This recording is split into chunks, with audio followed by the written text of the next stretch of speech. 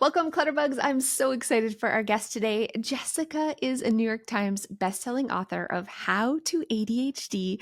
She also has an incredible YouTube channel that really helped me when I was first diagnosed with ADHD because I felt like, I guess the best way to put it is I felt broken and I was looking for someone to fix me. And what I found instead of being fixed was the ability to accept myself just how I was. And also, she taught me a lot of tools and techniques so that my life was easier. And when I met her at a conference, the first ever conference for neurodiversity, we just really bonded. And she said to me, "I'm drowning. My house is a disaster. I would love it if you could come and help."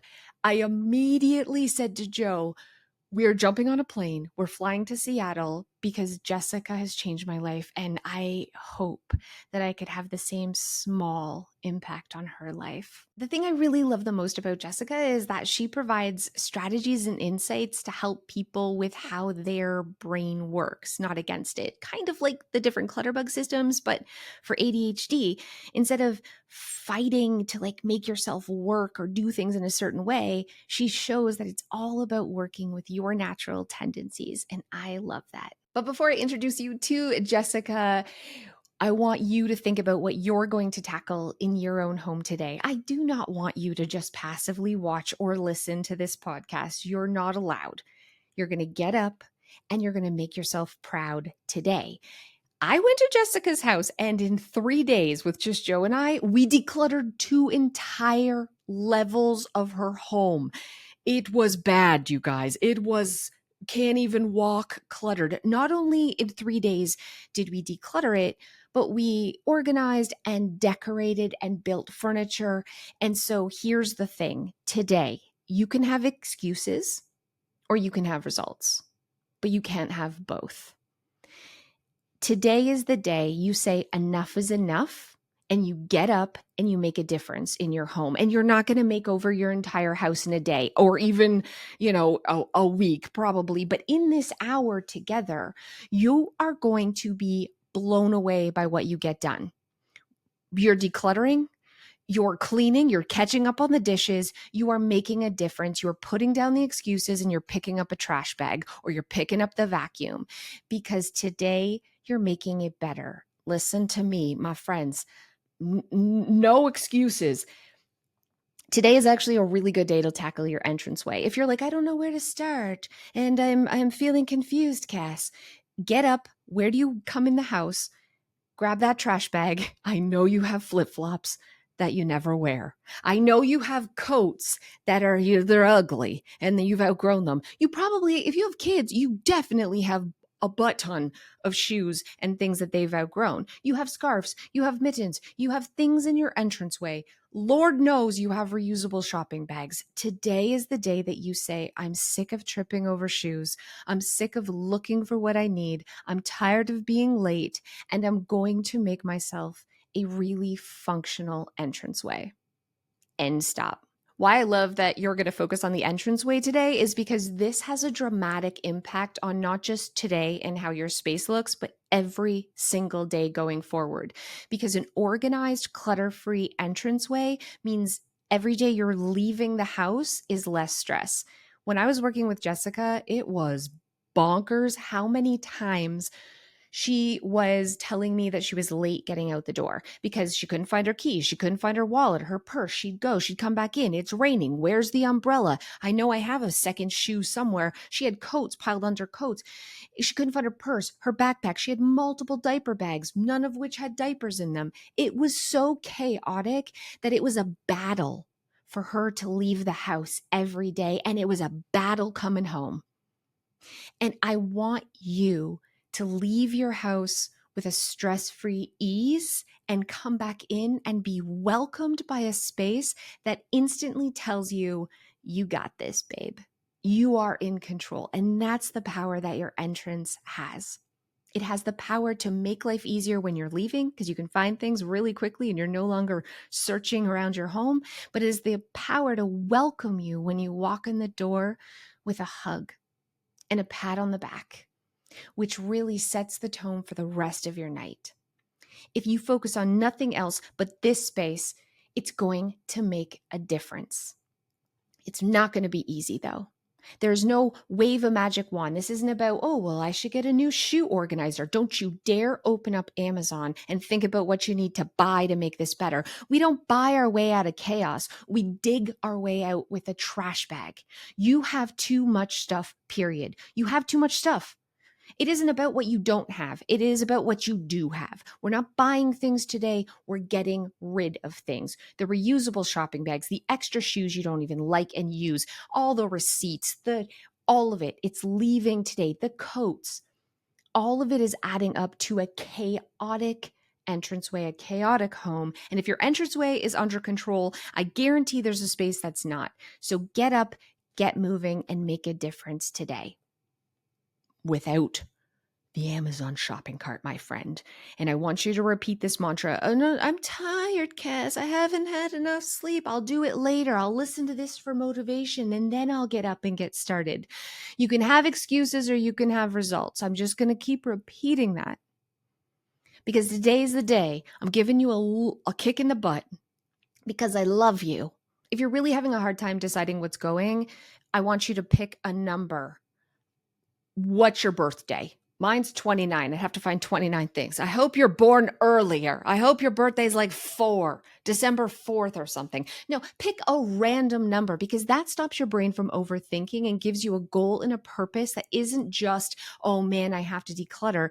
It's a tangible number of things that can leave. Receipts count, garbage counts, one shoe, a pair of shoes counts as 2. Give yourself a number. This will help. Now that you're decluttering, I am so excited to introduce Jessica. Welcome, Jessica. I'm so excited to have you here on the podcast. I am so excited to talk to you and tell you how it's been going. I already told my listeners like how much I love you and how much you've helped me in my ADHD journey because I only found out 5 years ago and I immediately found your channel and it was like a lifeline. So I didn't feel alone. And you're a genius best-selling author. But I want you to say hi and maybe tell them a little bit about you and also about how to ADHD and your awesome YouTube channel and like why you made it. Hello, brains and hearts. I started my YouTube channel because I was failing at life just miserably. And I was 31, 32 years old. And I was like, wait a second, I was a gifted kid. Everybody kept telling me I had so much potential. Like what happened? I realized I was quickly becoming not somebody who still had so much potential. At some point, people were stopping to tell me at some point people were going to stop telling me how much potential I had and be like, yeah, like she just didn't reach it. And I was like, yeah, maybe they were wrong about my potential. But I just had this moment where I was like, I've tried my best. Like, it's not for lack of trying. I have tried so hard that I've kind of burned myself out. So like, what's going on here?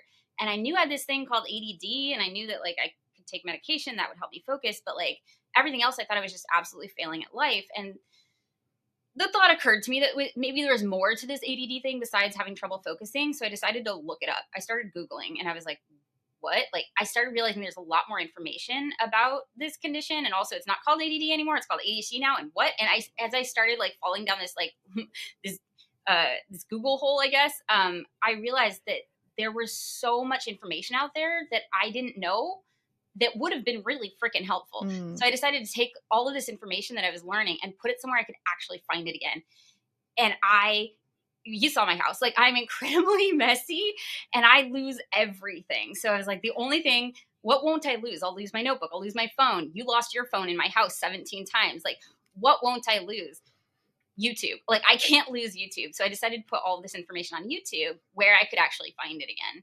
And I made the videos public in case they were helpful for anybody else, which it turns out they were. So ridiculously helpful. Thank you. Because do you know what I find?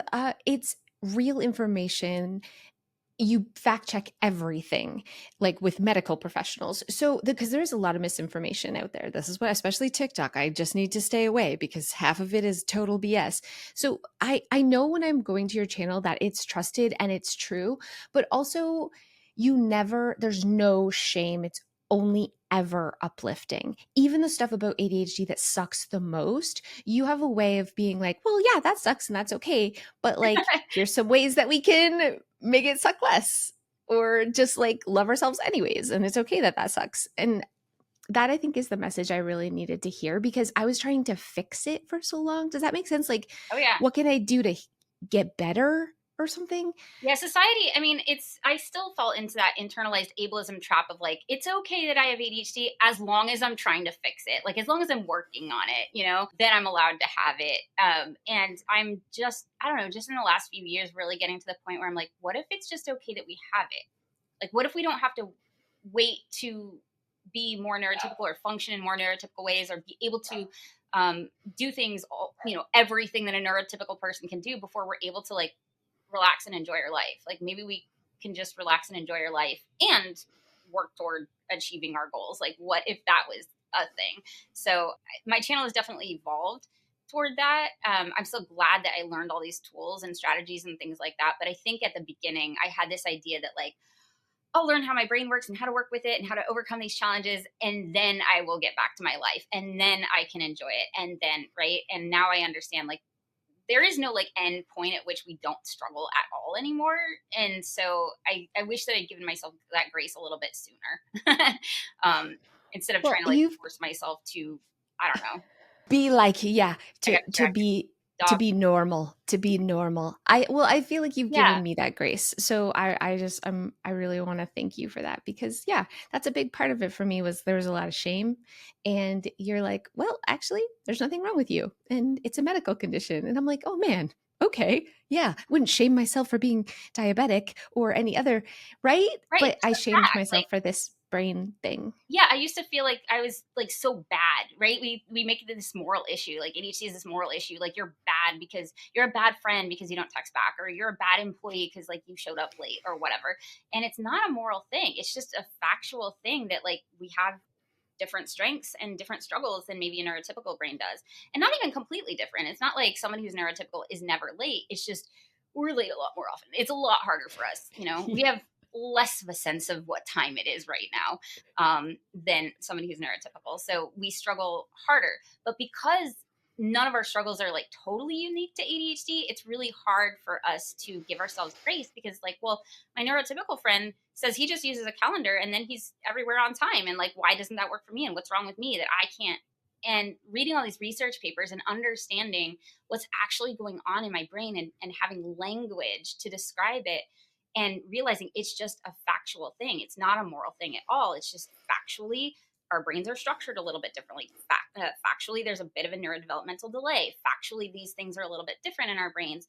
So factually, we're going to need to do things differently. And it's to me no different from like being able to read the error codes on a printer. Like, okay, this error code, oh, it's out of paper. Okay, let's give it some paper, right? It's just a factual thing. There is no shame involved. I love that. Okay, let's really talk about shame and let's pivot to me coming to your house.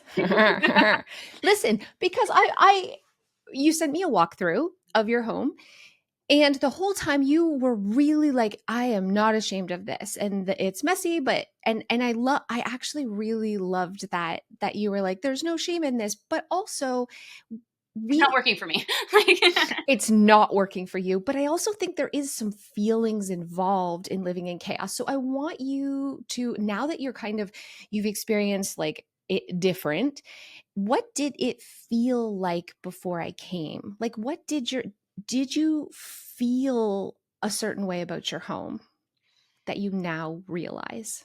yeah, I mean, there was stuff that I realized then, right? Like it was a chaotic environment and I feel like the level of chaos in my brain has always spilled out into my environment. And it's been just that way my entire life. Like I can have things be perfectly neat and organized and I don't know, like packed up in my backpack and then I walk into a room and I set things down and somehow it's exploded. Like all over like I don't even understand how it happens, but it's like my brain is chaotic, therefore my environment is chaotic. And I don't like living in that kind of chaos. There's like a threshold at which I'm like, this is too much. Like I get overwhelmed by my own environment. And so just like I get overwhelmed by my own brain sometimes, like there's just too much going on. And yeah, it's my own brain, but like I can't even handle the mess in my own brain sometimes. And like I couldn't handle the mess in my own environment sometimes. So it was, I forgot the question. What was the question? Did you have feelings? I did. Did you have feelings about your home? But did you also have, I'm wondering if you had feelings about the thought of me.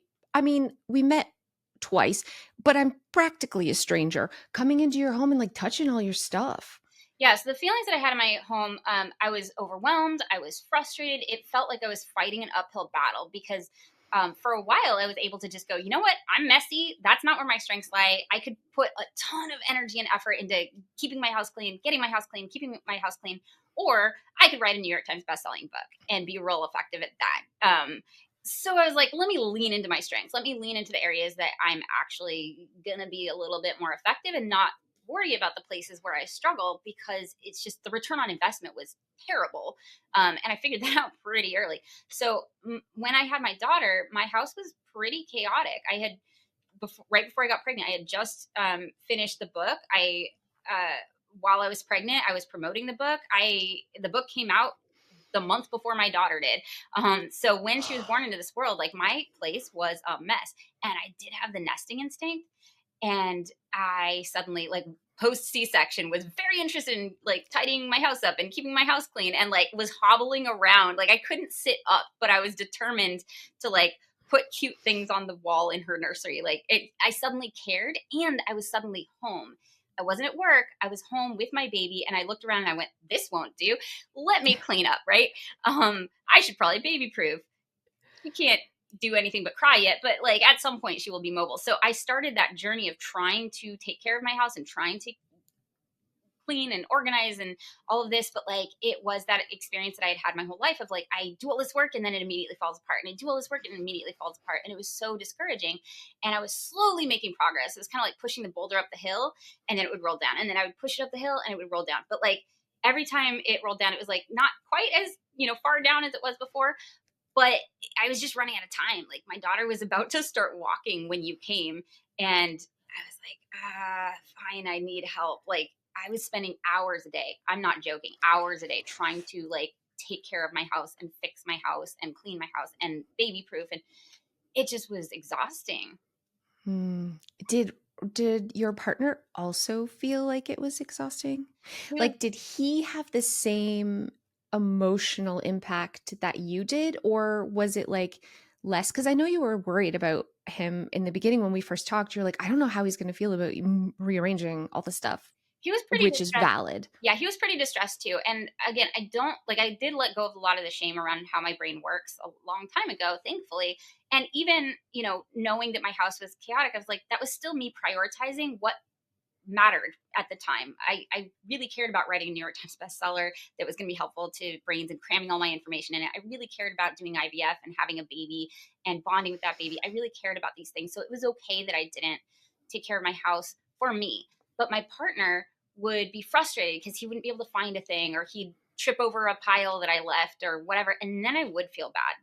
Not shame, but like guilt. Like, oh man, like Mm. I'm not doing my, it's the internalized like ableism, but also the internalized like misogyny, I guess. Like I'm a woman, I should Yes, be like, my house should be clean. This is my fault, right? If our house is messy, it's my fault. He lives there too, but like it's my job to make sure totally. that, you know what I mean? So he would be frustrated, he would get overwhelmed, and like it was emotionally distressing for him as well. And there was a tipping point where he and I went to a neighbor's house, and the neighbor had the same exact townhome layout as us, and maybe like 10% of the stuff. Like we we walked through this house and we're like, huh, people live here and it's functional, but they don't have piles in this corner, and they don't have like things lined up against this railing, and they don't huh. And then we went home to our place and we were like, hoarders much? Like we didn't even realize, like Mm. we knew we had too much stuff, but we didn't realize how too much stuff until that direct comparison happened. And then we were like, okay, we could use some help. So that's the point at which I was like, hey Cass, did you mean that? Like, did you actually mean that you would come and organize my house? Cause we need help. Cause even after we had realized like we need to get rid of stuff, we didn't really know how to begin that. And it was such a daunting, overwhelming project while we were also not getting sleep and still trying to get the hang of parenthood and all of that. So we knew that we needed to get rid of stuff, but like not how or when or any of that. So we were kind of desperate. I was so happy to come. I literally, you were like, yes, come. And I was like, Joe, get on a plane. We're going. This is going to be amazing. And I had so much fun. Only there for 3 days. Man, a lot got done. You got rid of so much. It was so quickly. I was crazy impressed at how well you did. But what I really want to know, okay, like, what's the biggest change in your daily life? Because for me, like my decluttering journey, I was like, "Oh, it's gonna look good." Hmm. That was nothing. Who cares? Yeah. Do you have like something that was like the biggest change after I left? The biggest thing is being able to have ADHD and have all the last minute things like happen as you're trying to get out the door of like, oh, I forgot my keys. Oh, wait, like let me go get the keys. Wait, now I forgot the other keys because I put those keys on the hook like without thinking, and now I have to go back. Like that running back into the house 17 times to get whatever you forgot.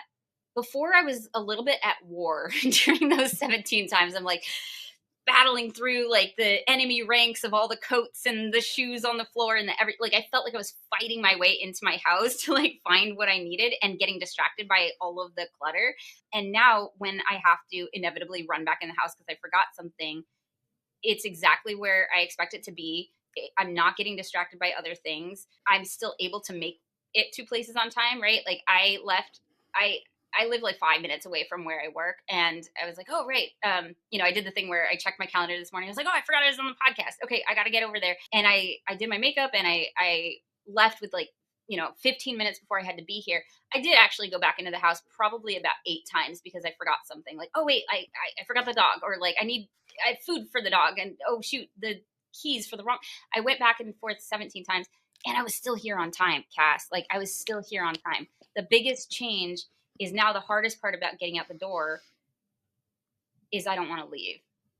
Hmm. I like my home. I like my space. And before it felt like I was constantly trying to escape it. Either escape it by let me just hang out in the nursery with my daughter where like I did hyper focus and it's all nice in there, or escape by going in, hyper focusing on work, or escape by at the end of the night, like I'm exhausted, let me plop down on the couch and watch Star Trek where I'm looking at a screen and I don't have to see the chaos around me. I was constantly trying to escape my space, and now my space is somewhere I want to be. Oh my gosh, I love that so much. That's so nice to hear. And I love that it was weeks and weeks ago and you're still saying that, which means like maybe it's had a lasting effect. Like you've said in the past you've tried and then it's like, oh, it just becomes chaos again. And I said, I'm like, I'm pretty sure that we'll go back. Like it's not ever gonna look like da da da da. Of course, we live in it. But are you like maintaining the organization? I am, yeah. At first, I was doing it really rigidly. I'm like, Cass said, 15-minute declutter. We have to do it every night, and like, yeah, we got to run the dishes every night and unload the dishwasher every morning. And I was like a drill sergeant about it, and I was like, everything. It was staged, right? When you left it, it was beautiful. It It was was staged. It staged. didn't look lived in yet exactly, but I was like, we have to keep it exactly like this because if we don't, the chaos will return, right? Because we also had the doom room still, and like I was like, the chaos is it still exists in these other rooms, and it's going to spill Yeah. out, and it's going to be everywhere. I need this space to stay like it is while we start tackling these other spaces, or it will descend back into chaos. And I was like so terrified that it would. And then one night, my partner was doing dishes, and I was starting the declutter, and he's like, it's really messy. And I was like, hang on, we haven't done the 15-minute declutter yet. And he's like, I've been doing this for more than 15 minutes. I was like, that's the dishes. That's not, yes, dishes are going to take longer than 15 minutes I'm going to take longer than 15 minutes doing laundry, but the decluttering part can happen in 15 minutes. So I set a timer and I did the declutter, and I was like, see, it took less than 15 minutes. He was like, okay. All right. So we were both terrified. We were just waiting for the other shoe to drop for so long. And at one point I did like I went to wash the pillowcases on the cute little throw pillows that you got, like the little white ones, and I washed it with a bunch of other pillows and pillowcases, and it came out gray. Those white pillowcases came out gray, and I was like, oh no, it's all this is it. Like that was my cornerstone, right? Like the corner of that couch. They were $4, Okay, but Jessica. like it wasn't the money, it was the like Yeah. it was the symbolism, it was the metaphor. I don't know, it was the like if this one corner it was like magical thinking, I guess. Like if this one corner stays pristine, then the rest of my house will follow. And so as soon as that happened, I was like, it's gonna descend again. I was just so convinced for so long. And then there were times where a couple of nights in a row, I wasn't able to declutter. And then I was able to fix it the next day. And I was like, okay, maybe we're okay. But the other thing that happened was at first I was so convinced that it would descend into chaos because we were so used to living in chaos that it was actually uncomfortable to live in this space where it wasn't chaotic. I hear this all the time. Right. And I knew this because I'd had a therapist before who was like, I got out of a really abusive relationship. I'm not saying my house was abusive to me, but kind of. I was in a really abusive relationship and I got out of it. And the therapist that I had at the time was like, the next relationship you have, if it's healthy, it's probably going to feel boring. It's not going to feel good because you're calibrated to this high level of drama. So just give it time. Just give it time. Let your body, let your systems reset to this is normal. That was not normal. This is normal.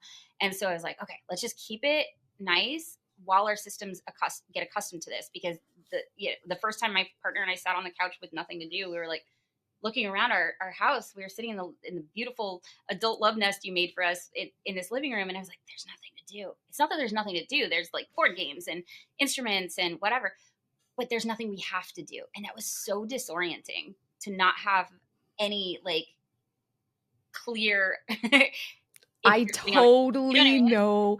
I totally know what you're saying. Yes, that's the biggest impact I noticed, and that the thing that was the most unexpected when I was doing my journey too. Not only was I uncomfortable in a tidy space at first, which is weird, but also like at the end of the day, I was looking around all the time, just like, what am I supposed to do now? Why do I know I must be forgetting something because Yeah. I have extra time? It was weird for me. That was the biggest unexpected impact, was how much more time I guess I had in my day. And then I immediately filled it with other crap, which probably wasn't healthy. But do you have like an unexpected impact? The other thing I hear a lot is that people who go through this journey, like I came to your house for 3 days, we like, crazy.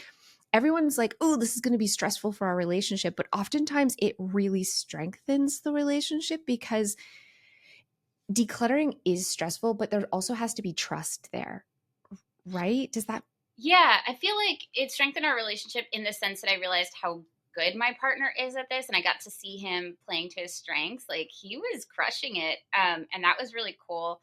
But in a way, and I guess this is going to be good for our relationship long term, but when we no longer had this shared enemy of the house, like when we were no longer at war, we were able to like think about our relationship and our connection as a couple and go, oh, okay, like there's some stuff we want to work on here that we hadn't maybe been focused on because we were just in the trenches battling our house and trying to survive as new parents. So it opened up space for us to connect and see each other, but also be like, okay, this has maybe been a little bit neglected. We have some stuff that we want to work on in terms of our connection. And yeah, so that was kind of unexpected. I love that you're saying this. This honestly makes me so happy because it's something that I don't talk about enough, which is sometimes when you sort of eliminate one problem, other things are glaring. So I had the same experience. Like when my house wasn't my, this is awful. I was like, oh, I'm really shit with money. Do you know what I mean? And then I was like, oh, also like I'm really bad with my health and my food. Like everything else was minimized because that was so maximized. And so it was like, well, now I have all these other problems. So that is, I love that you're saying that because it isn't all sunshine and rainbows sometimes. Like it's so nice. It is so nice to kind of get sort of in control of something and get a flow and make a part of your life easier. But it doesn't automatically like flip a switch and just like, fix everything either. No, of course not. But it makes space for you to be able to see the other things in your life that maybe need some attention when you're not just battling your house, I guess, which was really helpful. I think I might start a second channel. I don't know yet, but I think I want to do a channel called Jessica Needs a Hobby because okay, but here's why. Because I realized like I've been so hyper fixated on this one special interest for like the last decade, like the ADHD, and between that and parenting and like tackling my house, like that's been all of my it's that's everything. That's been everything that I'm doing. And now that I can like see my instruments on the wall that I haven't played nearly as much as I would like. And now I've got this, my daughter has art corner and I'm like, I would like to learn how to draw. I'm like, I want there to be space for hobbies. Even getting rid of my hobbies, right? Like getting rid of all of my yarn and realizing like I never even finished any of it. I'm like, I want there to be space in my life for hobbies. And so I think I want to do a thing where I just try any hobby anybody suggests and like have a rubric and like I rank it to decide if I this is love my hobby because I have No, time I now. super love that. And I also can relate. That is exactly when I went from my house was super, super chaotic and it was under control. I suddenly had like 6 more hours to my day, but I was used to chaos. So then I was like, well, I'm gonna fill it. I started every craft. I started this. I started volunteering. I became a firefighter. Like this is the thing that I think is the most unexpected side is like you literally free up hours Oh yeah, that I didn't have time. now That's the thing. I didn't have time for hobbies. Like I saw my partner, going and brewing beer and going to do these other things. But like as a woman, as a mom, I don't know, like because of the nesting instinct, if he left me alone in the house for a few hours, I wasn't like, yeah, let me practice my ukulele. I'm like, let me get on top of the laundry, let me clean, let me tidy. It felt like that was my hobby. And so now I need a new one. yeah, I love that so much. 3 days. It sounds like 3 days literally had Changed my a life. Cass, changed my life. Like it's ridiculous. that's it, yeah, and you don't know until you know. Hmm. I that's the thing too. I Yeah, we talk about it all the time, but you don't really know until you experience how dramatic it is to not only have less stuff, but have systems in place that feel easy enough to keep using. And that's what I also wanted to talk about. I just did a video about unorganizing your space, like basically abandoning the ideas of these traditional the way we're supposed to do things, like you've got to put your papers in a filing cabinet and you Hmm. have to do these things. I really think embracing your organizing style and kind of adapting to a system like with you, hooks instead of hangers, something that maybe isn't traditional but feels easier, is so important. And I do think that this is an important concept for people who have ADHD, is this like letting go of the perception of how things are supposed to be done and instead like adapting our home to kind of catch the way we naturally put stuff down, or that naturally feels easy for us to put things down. But also in a way where it's easy to find later. Because that's what I thought I was doing with my coat rack. I thought I was like, oh yeah, this is one step instead of like the five steps of going to the closet and opening the door and getting a hanger and putting it on the hanger, putting it back, closing the door. Like this is one step. You just put the thing on the thing. I can put my jacket on a coat rack instead of the couch. I can do that. And also my daughter's coat, and also my dog's coat, and also my partner puts his coats there. And you're the one who pointed out to me this is no longer one step. Because then when I go to like find my coat, I'm digging through piles to find it. So I like that it's what you did is just brilliant. Like at some point I've got to like just rewatch the footage and like point out all of the ADHD friendly things that you did. But what you did is you created a system that is not only ADHD friendly in terms of to use, it's also ADHD friendly in terms of to maintain, which is huge, huge, Mm. huge, huge. And I've never had that in my life. I've had systems where it was functional for my brain because my mom was neurotypical and she naturally set up a launch pad by the door and she naturally had systems that worked really well for me. And she tried to teach me how to do these systems for myself. And I just couldn't because they were what a neurotypical person would do to create ADHD friendly systems. They weren't maintainable for me when I moved out on my own. And so this is just the first time in my life that like I have an environment that works for my brain, that supports my brain, that does everything I need, and I am capable of maintaining. I genuinely didn't think that was possible, Cass. Like I really didn't. So I, thank I you. I I love that. Thank you for saying that. I think I just was like, I got the sense that you are a butterfly, so you're very visual, but also you don't always stop and think before you just put down because you've got so many things going on in your brain, but you were really trying to be a bee. Like, I think you thought that that's probably because your mom was like really That's maybe part did of things it. in a certain way. That's part of it, but part of it is I don't know, maybe because of the chaos, like I love organizing. Like I loved going to Staples at the beginning of every school year and getting the binder and getting all the tabs and all the like the I would hyper focus on organizing. But then the problem was once that hyper focus wore off and I was busy living, life, like my systems didn't survive life because when that wasn't the activity, right, when organizing wasn't the hobby, when that wasn't like what I was focused on, when what I was focused on was getting out the door, what I was focused on is like working on my book, my systems didn't survive because what I enjoy doing, like the systems I enjoy setting up, are not systems that I can actually maintain when life hits, when that's not what I'm focused on. So, yes, like if I'm to set up organizational systems, I set them up like I'm a bee, but I am a butterfly. And so that was one of the biggest things that I learned is like the organizational systems that appeal to you, that you would like to use, might not be the ones that actually work for you. So now I am binging your channel and Instagram and everything because I need to know what the hell to do in my other spaces. I actually went and decluttered with the help of my housekeepers. Like I taught them what to do. I was like, this is what Cass did. Can you do this for me? And like have runners. And like, I recreated the whole thing of decluttering. I decluttered my whole bedroom and I was like, cool. And then 2 weeks later, I'm like walking over piles of laundry again. And I'm like, what happened? But what happened was I did the decluttering part, but I didn't do the setting up organizational systems part. And I don't even know where to start. I'm a little Mm. overwhelmed and intimidated. So I'm like, okay, I don't know what to do.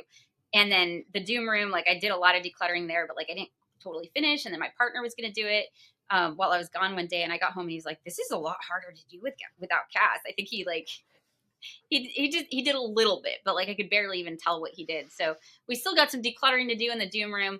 My bedroom is decluttered, but like I don't know how to make it stay that way. Well, yeah, let's talk about that. It's that adaptations to making it resilient. It's literally, and you talked about this in your keynote speech, it's making it work for your worst day. Yeah. Because I think that's what we do just as human beings is when we're motivated and we're like, today's the day I'm actually going to organize. That's our best day. Yeah. That's our very bestest day. Yeah. Okay. Yeah, do And not so, set up systems for the you on the day that you feel like setting up systems. Set up systems for your worst day. And actually, thank you. That even gives me a place to start because there has to be error tolerance. It's one of the most important things for people with ADHD is we need error tolerance. Um, one of the things that you taught me, I don't even know if you realized that you taught me this, was things shouldn't go where, you know, I had this idea in my head. I believe this lie that I should remember where things go.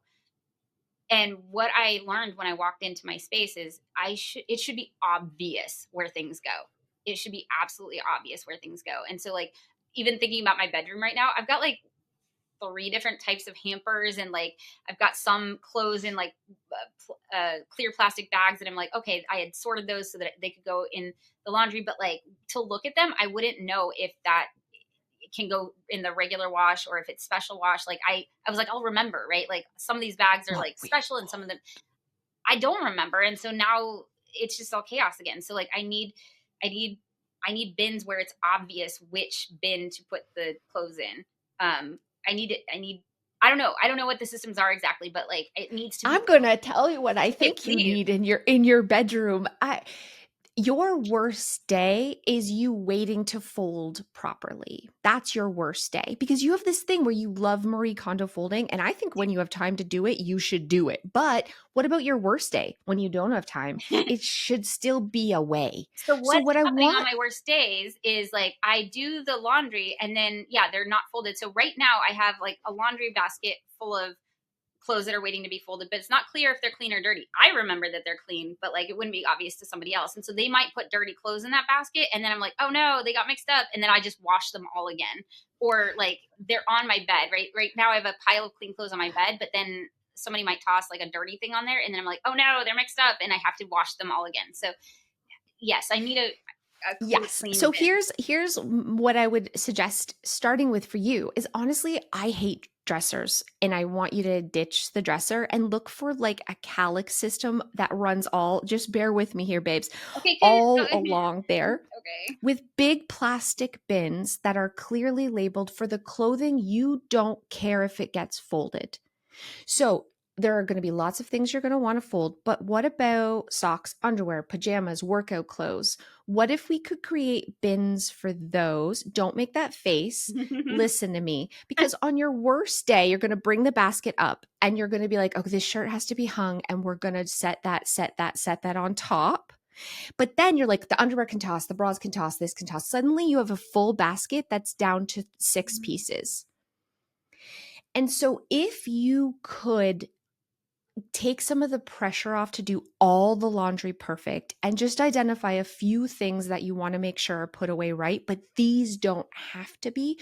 You take your workload and you immediately cut 75% of it out. And honestly, who cares if you fold your yoga pants? Stop it. Who cares if you fold your underwear? Stop it. And also, you pull those bins out, you set them in front of you, you sit on the bed, and you chuck it in like a basketball, which makes it fun and fast and easy. And then I know it's not going to feel comfortable at first, but it's now you're tripping over a basket that you're pretty sure is clean, but maybe not everybody does. Away is better. You can still have the I'm going to put this away perfect later, lay that somewhere. But I really want you to identify the stuff that doesn't matter. Pick some real things, socks, underwear, bras, and give yourself permission to toss those away without doing it right, just to free up workload. Because the thing, laundry's too time consuming. It's freaking time consuming. So we don't have the capacity to do it all good. So you have to do some of it shitty. Period. End stop. Period. And I would like to see you embrace that. If you're like, hells no, I hate that idea. Okay, fine. Another solution is you literally get a shelving unit that fits laundry hampers. You have all laundry hampers that slide in, and that's where clean laundry goes until you have time to put it away.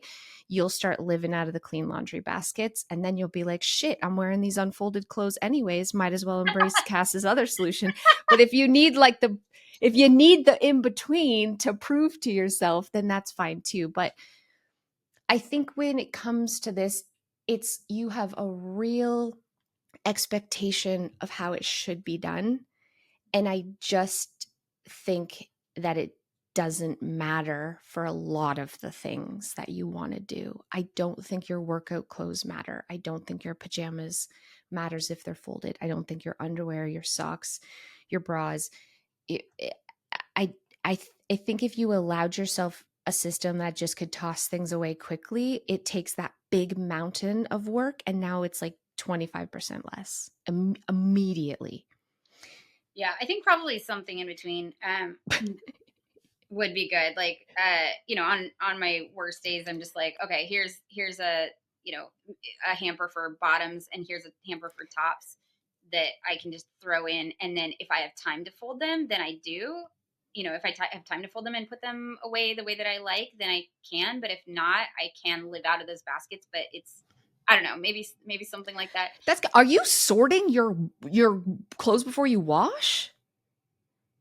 What? Wait a minute. No, no, Are no, you no, sorting no, your clean, dirty clean laundry? laundry. No, no, clean, Oh, I was going to clean say, laundry. don't you No, gotta be no, washing everything on cold, babe. No, no colors, no. I darks, do like whites. special, like the stuff that can't go in the dryer. That's the only That makes sense. sorting that I do. But yeah, the like once it's clean, it's fine. I'll stop folding my underwear. Thanks. I will stop folding my Thanks. underwear. I can Thanks. put I can put that away in the drawers, You could and then just I can start have with like a clean underwear. bottoms Yeah. and clean tops.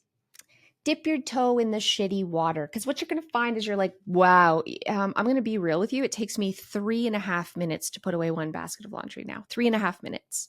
But 3.5 minutes. but the Don't just, we, I just want you, I want you to just okay, try it. I will try. Okay, that's all. I still get That- to fold towels. That's it. I roll my towels all Okay. day. You're not Okay. going to throw your towels in. I'm not a monster, but you will throw your tea towels because who cares? I do. Okay, fine. But you're right. Just not. I have a kid now. I have a family. I have a business. Like I'm not gonna. I can't. like I would like to. I enjoy folding, but I don't have the time to fold all of the things. So fine. It's like you want to do it, you're expecting to do it always on your best day. We just need to adapt for what can I do on my worst day that only takes 5 minutes, and then maybe I'll save the stuff that I really want to wait till my best day, but I can do the underwear on my worst day. Yeah. Okay. And then that it takes a lot of the pressure off to always be on your best day or waiting until that best day comes. At least you're keeping up and not being Yeah. like drowning in a mountain. That's true. Because right now, like, I could do a load of laundry every day to catch up on the laundry, but I don't because then I won't have time to fold it, and then all of this clean laundry piles up. But then it gets mixed in with the dirty laundry, so then I'm like, redo a fine. Okay. I have to take a second to thank today's podcast sponsor, Cozy Earth. Years ago, when I turned 40, I decided to treat myself to some actual grown up, nice sheets, and there was no going back. My first set of Cozy Earth sheets, it felt like luxury. I mean, they're not luxury prices, but they're so soft. They're bamboo, and the more I wash them, I swear the softer they get. And I still have those sheets to this day. I've bought more, but they still look like the day I bought them. And I also love that they're temperature regulating. There's just nothing nicer than sliding into cool, silky, soft sheets at the end of the day. And yeah, I deserve that. I deserve my bedroom to feel like a beautiful luxury hotel. And right now, there is a risk free purchase. Like you can try these sheets, or you can try their beautiful pajama sets risk free for 100 nights. And if you don't love them, you can return them. They also come with a 10-year warranty. So that's a decade full of cool quality sleep. And right now, you can upgrade your sheets for summer. Go to cozyearth.com and use the code Clutterbug for 40% off their best selling temperature regulating sheets and their pajamas and more. Trust me, you will feel the difference the very first night. Go to cozyearth.com, use the code Clutterbug to sleep cooler, lounge lighter, and stay cozy. Okay, listen, let's talk about something that I didn't know was a thing, and you introduced me to this, which is ADHD tax. Oh boy. Yeah. Does this also, what is this? And also, does clutter affect this or like Oh, disorganization? Can this have an 100%. impact? Oh, yeah. Disorganization can really increase the ADHD tax. The ADHD tax is basically money that we spend just for having ADHD, like the extra money we have to spend. Like, I didn't open my mail because I didn't know where I put it because disorganization. And so then, like, I missed that I didn't pay a bill and now there's a late fee, or there's a check in the mail that like I didn't find until 2 years later, and now it's too late to cash the check. But also, it can show up in ways like I can't find my phone charger. I'm gonna buy a new one. I need a phone charger. Like, let me just buy a new one. It'll be here in 2 days. Amazon, maybe tomorrow because I live in Seattle. So there, there is a lot of there are a lot of times where I have spent money on duplicates of things because I can't find the thing, and that adds up. That is very expensive. And even things like running up and down stairs, like I couldn't find the pump when I was nursing and had to pump milk. I couldn't find the pump, and trying to fight through 3 floors worth of stuff to find the pump wasn't working for me. So I got a pump. I'm not joking, for every floor, so that I didn't have to go up and down stairs. Like, I just had to look on that floor for where the pump was. That's not cheap, right? Like, I spent a lot of money and I was like, I gotta do it. I'm just trying to survive over here.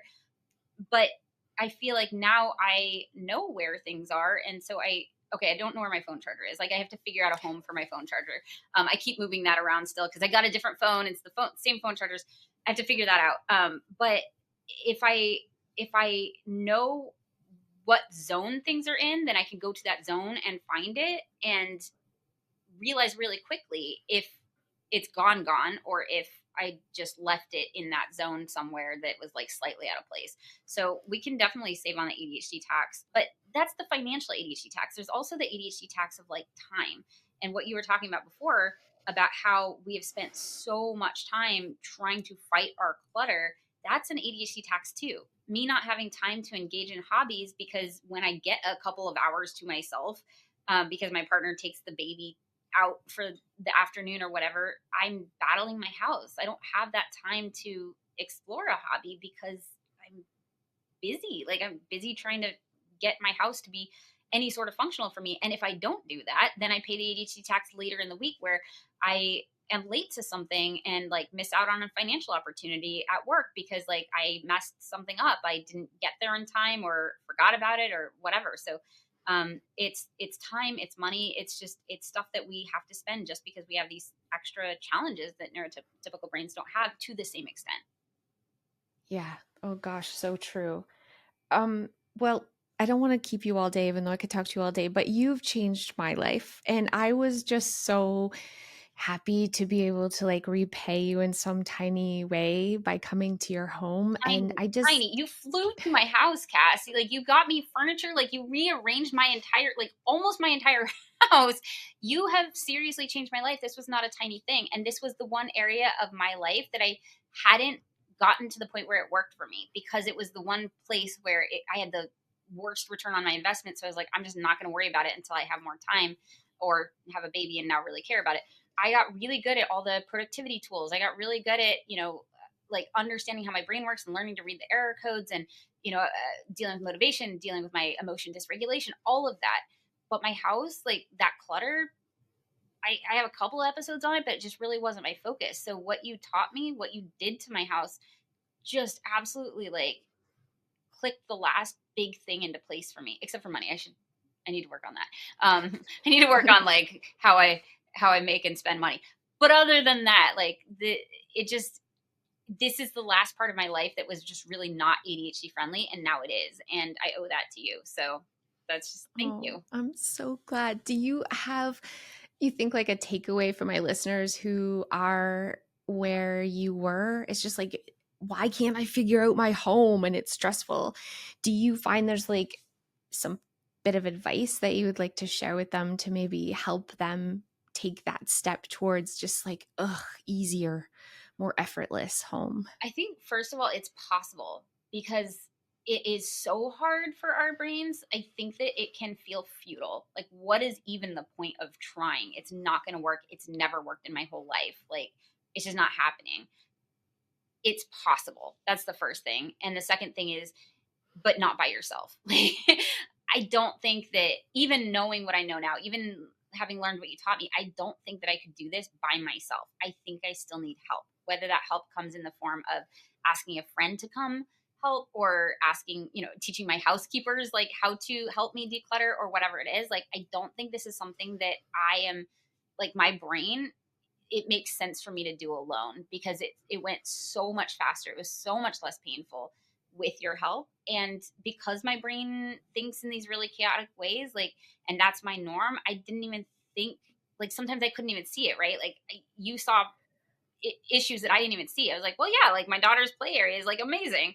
Of course, this is fine. I don't need help here. You're like, yes, you do, because you don't have enough storage. You're not using your storage space in the right ways. So, like, if this does not come naturally to your brain, you need the support, whether that's to, watch Cass's channel, take a course, hire a professional organizer in your city, whatever it is. Like, don't try to do this by yourself if you have never been able to do it by yourself. Change something, right? Like, change it up, like, get some help, get some support, but know that it is possible and it's worth it. I love that. Thank you so much. This was so awesome. I just loved having you. And I'm going to put links to all of your awesomeness in the show notes because if you do not yet follow Jessica from How to ADHD, and if you have not yet got her book, what the heck are you waiting for? She will change your life. She has changed my life. And I'm just so grateful for having you on the podcast. Thank you so much. Thanks, Cass. You're amazing. I am so excited. Listen, we have something new, Clutterbug listeners. It's a new segment because sometimes I get sick of hearing my own voice, and you may too. So we are doing a talk with Cass. It needs a jingle. It needs a. We're going. We're running with it. Where you have recorded a question or a comment, and I get to listen. I have not heard these yet. I'm going to hear them for the first time right now. I'm a little bit afraid, but I can't wait to answer your most pressing questions. Oh, Cass, girl, I found you about 3 weeks ago. I'm getting emotional just starting out. But I found you about 3 weeks ago, and you have been my body double, walking around, cleaning my house and organizing and decluttering. And you've changed my life in so many ways. The biggest area that I see is my daughter, who is now 13 and was really having some hoarding tendencies and didn't want to let go of anything. And I showed her one of your videos, and she started cleaning her room and letting go of things. And it has changed our lives. And I've also gone through and decluttered about half of my house and continuing with the rest of the house over the coming weeks. And I'm just so grateful to you. I do work from home for my business, and my home office was getting out of control. I was just overwhelmed. And I have since completely transformed my area. It's a complete change for me. And I feel so much more confident, and I feel so much less stress trying to run my household. I'm a single mom. I homeschool my daughter. I work my regular job. I run this business, and it has been life changing. It already just getting things under control that I've gotten under control, and there's so much left to do, but I see the light at the end of the tunnel, and I think we'll be done in about 3 or 4 weeks. And it's just changed our lives. And I just want to say thank you. I'm just so grateful to you and all that you do. I feel like my producer just didn't want me to hear that, so I get emotional. Rude. Crystal, I'm so proud of you. This is, I don't often get to hear stories of people who are like, yeah, really changing their lives. It's a lot of like, I need help, I need help. So it's amazing to hear how far you've come in such a short amount of time. And you're like a superwoman with a cape because you're a homeschooling and running a business and also working full time. Girl, I don't know how you're doing it. I hope you listening at home really picked up on what I picked up, which is the two really important things here.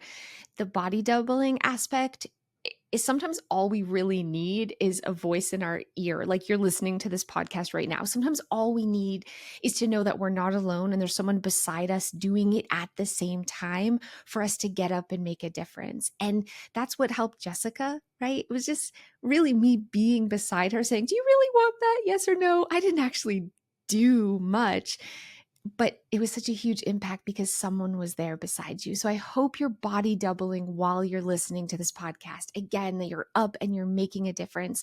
And the other thing that I noticed that really stood out to me was having her daughter, Crystal's daughter, involved in this process, because you're teaching such an important life skill. Not only helping her, clean her own room, but she's seeing her mom like be a warrior. Oh, stop it. It makes me so emotional because, yeah, it's so empowering to see your parents doing hard things and coming out the other side. And that's how your daughter's going to learn to never struggle with clutter herself because you taught her.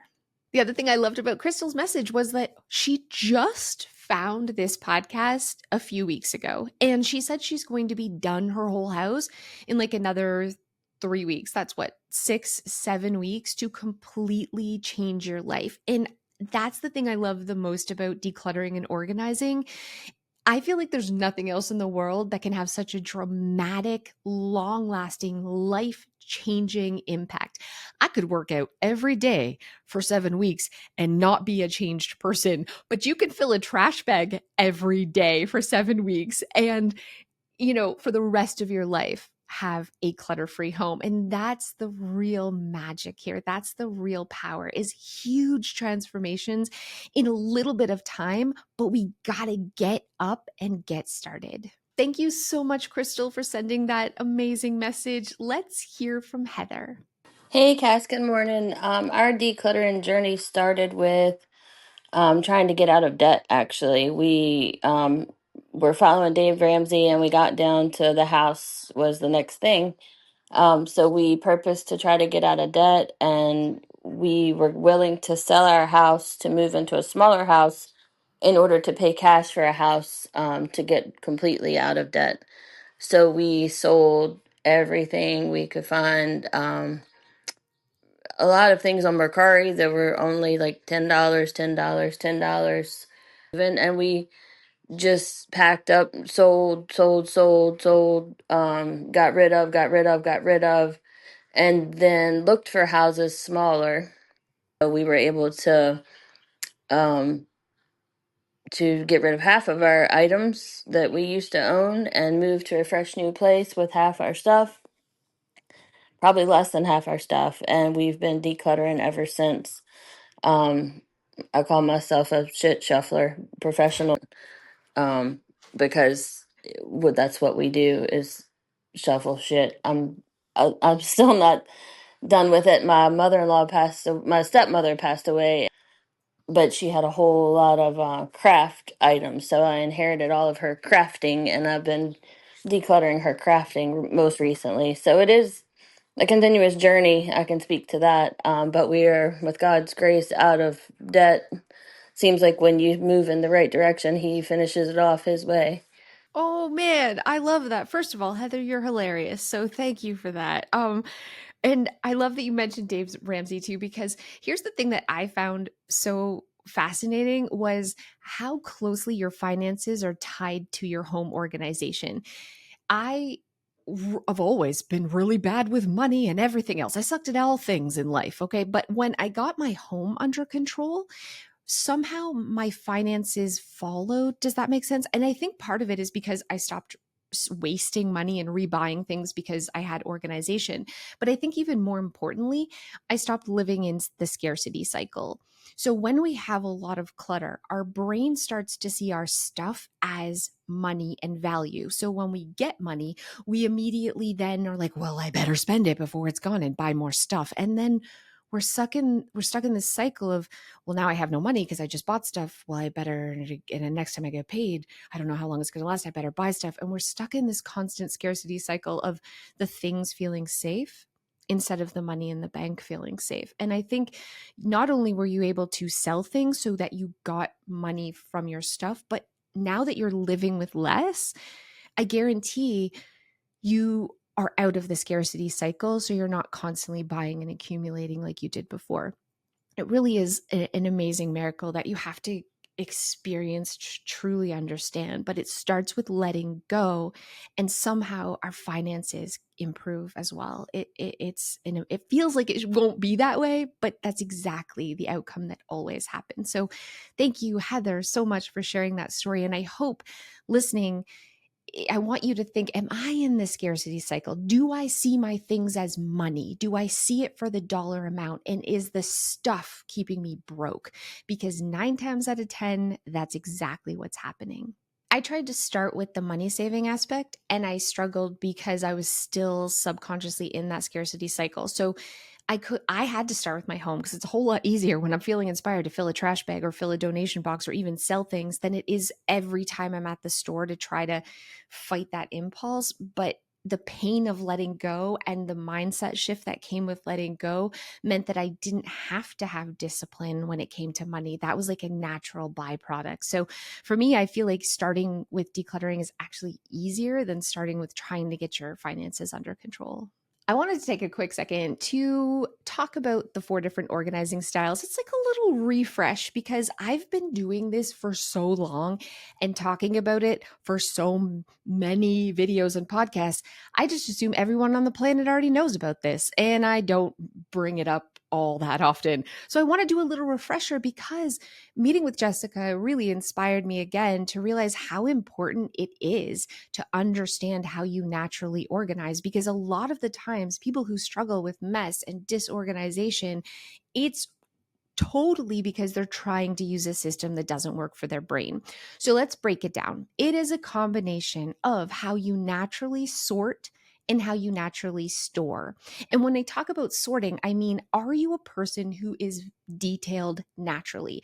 Do you stop and think before you put something away? Do you like a lot of little categories? Or are you a big picture, more laid back person? I sometimes call it squirrel syndrome, but do you not think about your things when you're done with them? Do you just kind of set them down because your brain has already moved on? And this natural tendency to be a detailed sorter or a non detailed sorter makes up half of your Clutterbug style. And the other half is how you naturally store. Are you a really visual person? Are you someone who needs those visual cues, seeing your things to remember that you own it, but also, is it energizing to you to see your beautiful things? Does it motivate you? Or are you a hidden organizer? You don't forget about your things when they're out of sight. And when you see a lot of your everyday things, you find it kind of overwhelming. This doesn't mean visual organizers like clutter. We're not talking about mess. We're talking about your bills that have to be paid. Do you have to see it to remember to pay the bill, or is it okay to tuck it away in a file folder? What does the front of your fridge look like? Is it filled with photos and things that make you happy and reminders and mementos, or do you prefer it to not really have anything at all? No one can be put into just four categories, but most people do lean towards more visual or hidden or detailed and non-detailed. And it's that combination that makes up your Clutterbug style. So if you're visual and non-detailed, you are a beautiful butterfly. That's what I call them, and that's what Jessica is. If you're visual, but you're very detailed, a bit of a perfectionist, you are a B. If you are a hidden organizer, but you're very laid back and you're just shoving and hiding, you are a ladybug. Or if you're a hidden organizer, but you're very detailed and logical, a bit of a perfectionist, you are a cricket. And if you're like, I'm not sure what my organizing style is, and you're analyzing all the things, you're probably a bee or a cricket. Just saying. We'll talk more about the styles in the future in podcasts, but you can also find lots of information on my YouTube channel, Clutterbug, and you can take the free quiz at clutterbug.com.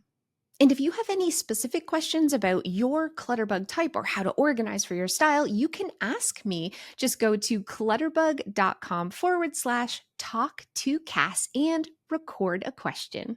We have another special segment for you. It's going to get a song in the future, but we're going to call it Mythbusters, and specifically organizing myths that I'm going to bust. And the biggest, baddest, ugliest myth of all is that organizing will give you more space.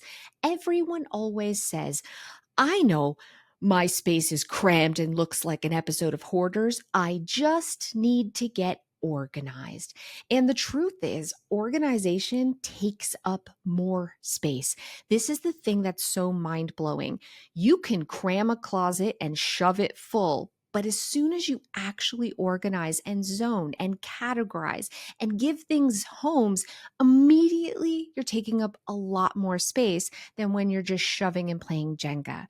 True organization takes up space. Only decluttering will gain you back space. And I learn this lesson over and over again every time I'm organizing a client's space, when there's always stuff that won't fit at the end. And they're always like, Cass, but it's so organized. Why doesn't it all fit? Because, my friend, organization means breathing room. Organization means categories. Organization means that you can easily see and find everything you have, and you can put it away just as quickly. And that, my friend, takes up space. And I could talk about this all day. In fact, I will talk about this in an upcoming podcast or video, something. I'm going to make a mental note right now because it is such an important message that has to be shared, because it is a myth. And if you are like, I need more space, you don't need a bigger house, you don't need a storage locker, you need less stuff. Want to hear some cool things that are going on with me this week? I am finally building my bee platform. So my bees that were supposed to be delivered last weekend, they're a little bit late because the weather, so they haven't been producing as many baby eggs.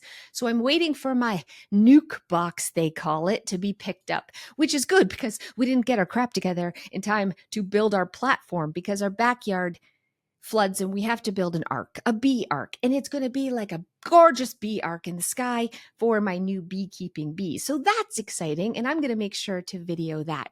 Also, what's going on with me this week? Tonight is firefighter training, and I am cutting apart cars, which I'm very excited about. So we have 4 old beater cars delivered to the station, and they just give me giant cutters, which some people call the jaws of life. We have cutters and we have spreaders. Each are 60 pounds, okay?